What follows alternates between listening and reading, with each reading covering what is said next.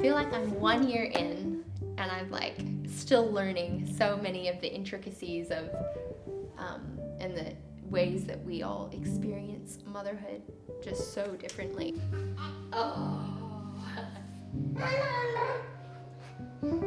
My experience of being a mom has been different coming into motherhood, from running a business full-time to being creative and entrepreneur, like full of ideas, not necessarily very clucky, to then jumping headfirst into like, okay, now I have a newborn and I'm quitting my job and I'm caring for him full-time.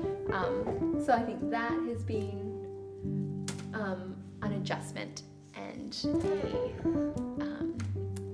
a challenge at times to navigate, even conversations with friends who've become mums and not become completely enamored in constantly having conversations about nap times and vaccinations and like things that mums just naturally talk about all the time because they relate to their children, but actually realizing like, okay, I am still who I was before having a baby.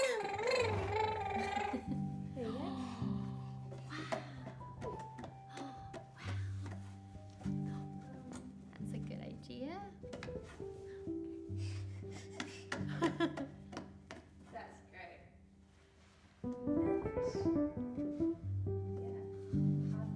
What's the best part?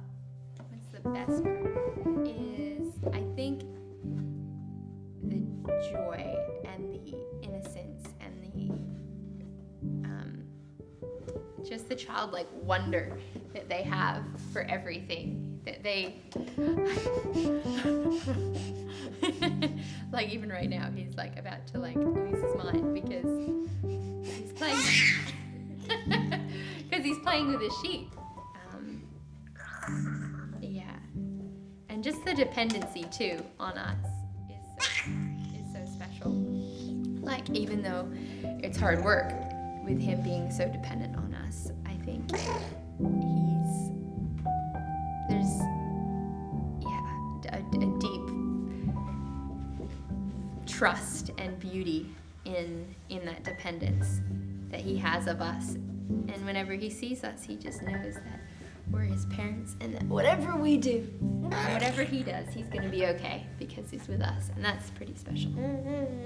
But I'm also not the mother. I was thinking the other day, I'm not the most motherly mother in the sense that I've,